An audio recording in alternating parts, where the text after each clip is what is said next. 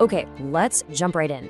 You know that feeling, right? You get this amazing spark of curiosity, this great idea for a research project, and then you're suddenly hit with this thought of, where do I actually start? It can feel like you're standing at the bottom of a huge mountain, just looking up. Well, today, we're gonna be your architects. We're gonna draw up a clear path right to the summit, breaking down that whole foundational process that turns a fuzzy idea into a really focused, powerful research inquiry. Our source material really hits the nail on the head with this one, and it's kind of the big idea for our whole explainer today. Answering research questions is the heart of conducting research. Think about that. This isn't just some boring step in a manual. It's the actual pulse of discovery. It's the why behind every single thing we do in research. So here's our game plan, our architectural plan, if you will. First, we'll talk about the heart of research itself. Then, we'll get into the nitty-gritty of how to find what's called a research gap. From there, we'll talk about setting clear objectives and then forming sharp research questions. And finally, we'll put it all together to show you your complete research blueprint. All right, let's start with the heart of research and its three foundational pillars.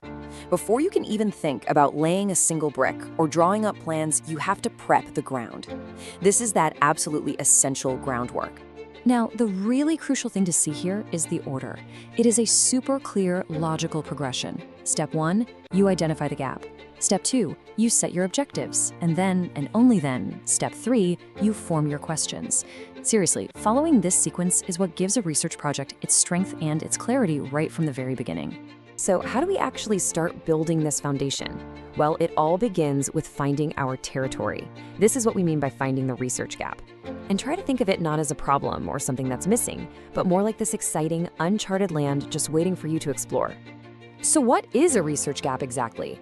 Well, it's just a question or a problem that hasn't been answered yet by any of the existing studies out there in your field. I like to imagine the whole landscape of research as this big, bustling city. A research gap, it's that one empty plot of land where nobody's built anything yet. It's your spot. It's your opportunity to build something totally new.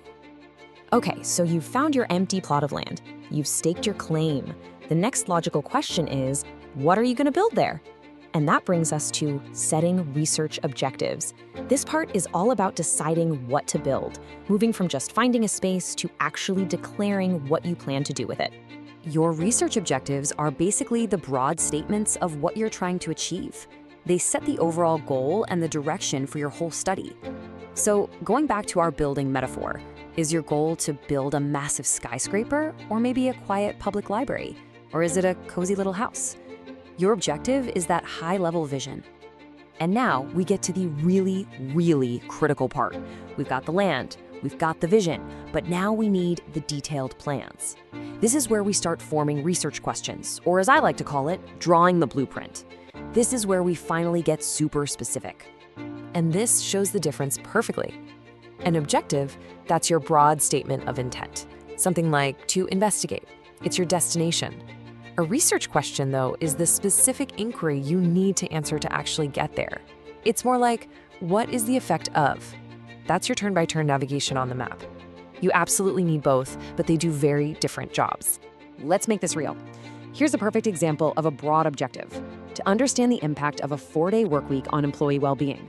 I mean, that's a fantastic goal, right? It's timely, it's interesting, but how would you actually measure that? It's just way too big to tackle all at once.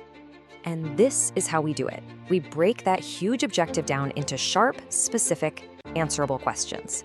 So instead of trying to measure this vague idea of well-being in one go, we ask things like, how does it affect self-reported stress levels? Or is there a change in work-life balance satisfaction scores?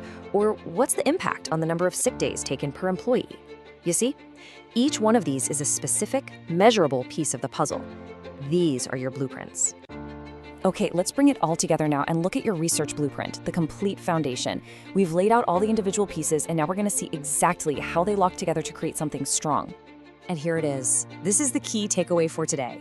Your research gap, plus your objectives, plus your questions. That all equals a solid foundation for discovery. It's that simple. When you have these three things lined up, your project has purpose, it has clarity, and it has a clear direction. You're not just wandering around in the dark anymore. You're an architect executing a well-designed plan. And that brings us to the end of this explainer, but it's really just the beginning for you. We've given you the tools, we've given you the blueprint, so now the only thing left to figure out is, What question will you ask?